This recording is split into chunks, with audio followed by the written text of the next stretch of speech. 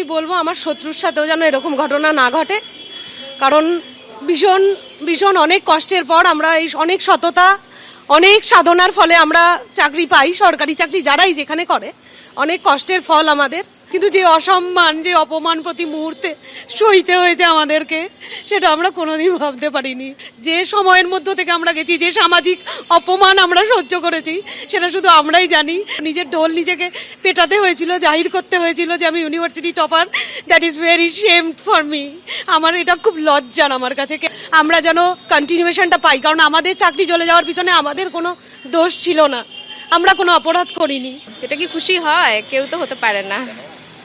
হতে পারে এত বছর চাকরি করার পর না, এটা যেমন পজিটিভ দিক যে বাড়ির কাছে হয়েছে, কিন্তু এটা মানসিকভাবে তো সবাই বিধ্বস্ত। আমরা শুধু আমি তো নয়, সবাই এত বছর চাকরি করেছি। তারপর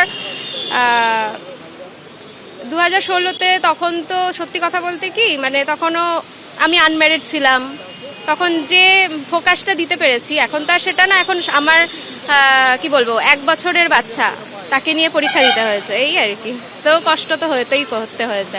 মানে প্রেগনেন্সি অবস্থাতে হাইকোর্টে রায় দিল, আর যখন আমার ছেলে হলো তখন আমার সুপ্রিম কোর্টে রায় দিল। সেই অবস্থাতেই মানে পড়াশোনা করতে হয়েছে, এই আর কি। হারানো চাকরি ফিরে পেয়েও কান্না ক্ষোভ চাকরি প্রার্থীদের। ভোটের মুখে আজ থেকে শুরু হলো এসএসসির সুপারিশপত্র প্রদান। একাদশ দ্বাদশের একাংশকে দেয়া হলো নিয়োগের সুপারিশপত্র। দুর্নীতির কারণে 26,000 চাকরি বাতিল হয়েছে। ফের যোগ্যতার পরীক্ষায় উত্তীর্ণদের মিলল সুপারিশপত্র। দুর্নীতি করলে অন্যরা খেসারত কেন তাদের দিতে হবে? সুপারিশপত্র হাতে নিয়ে প্রশ্ন তুললেন চাকরি প্রার্থীরা। দুর্নীতির জেরে 26,000-এর চাকরি বাতিল হয়েছে। সুপ্রিম কোর্টের নির্দেশে ফের পরীক্ষায় বসতে হয়েছে 7 বছর 8 বছর ধরে চাকরি করা শিক্ষক শিক্ষিকাদের। তারা উত্তীর্ণ হয়ে অবশেষে স্কুল সার্ভিস কমিশনের কার্যালয়ের বাইরে এইভাবেই লাইনে দাঁড়িয়েছেন, কারণ আজকে স্কুল সার্ভিস কমিশনের তরফে নিয়োগের সুপারিশপত্র দেওয়া প্রথম শুরু হয়েছে। অর্থাৎ যারা এতদিন নিয়োগপত্র হাতে পেয়েছেন এবং পেয়ে শিক্ষকতা করেছেন, দুর্নীতির জেরে তাদের চাকরি গেছে, চাকরি হারিয়েছেন, ফের পরীক্ষায় বসেছেন, তারপর আবার তারা উত্তীর্ণ হয়ে এইভাবে নিয়োগপত্রের সুপারিশ হাতে নিতে আজকে স্কুল সার্ভিস কমিশনের কার্যালয়ের সামনে উপস্থিত হয়েছেন। এবং স্কুল সার্ভিস কমিশন সূত্রে যেটা জানা যাচ্ছে, আজকে 80 জন এরকম চাকরি প্রার্থীকে ডাকা হয়েছে নিয়োগপত্রের সুপারিশ দেওয়ার জন্য, এবং আজ থেকেই শুরু হলো এবং সেই সুপারিশ দেওয়া আগামী দিনে চলবে। মূলত 11-12 যারা শিক্ষকতা করেন বা শিক্ষকতা করবেন তাদের ক্ষেত্রেই এই নিয়োগপত্রের সুপারিশ দেওয়া শুরু হয়েছে, এবং আগামী দিন 9-10-এর কাউন্সেলিং এবং 9-10-এর ইন্টারভিউর পর তাদেরও এই পর্ব শুরু হবে।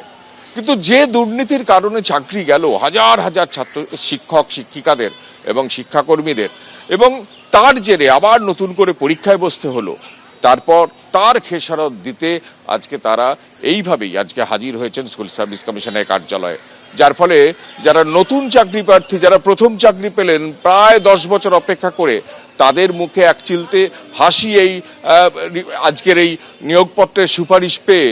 কিন্তু তার পাশাপাশি যারা পুরনো, যারা দীর্ঘদিন ধরে চাকরি করে চাকরি হারিয়েছেন, তারা আজকে কান্নায় ভেঙে পড়লেন হাতে নিয়োগপত্রের সুপারিশ নিয়েও। সব মিলিয়ে যে দুর্নীতি এবং যে দুর্নীতির কারণে হাজার হাজার চাকরি বাতিল হলো, আবার নতুন করে পরীক্ষা পর্ব এবং শুরু হলো, সেই পর্বের সমাপয়েতের দিকে চলছে। ভোটের আগে নিয়োগপত্রের সুপারিশ দেওয়া শুরু করলো স্কুল সার্ভিস কমিশন। ক্যামেরায় দিব্যেন্দু সিংহর সঙ্গে কৃষ্ণেন্দু অধিকারী, এবিপি আনন্দ, কলকাতা। এবিপি আনন্দ, এগিয়ে থাকে, এগিয়ে রাখে।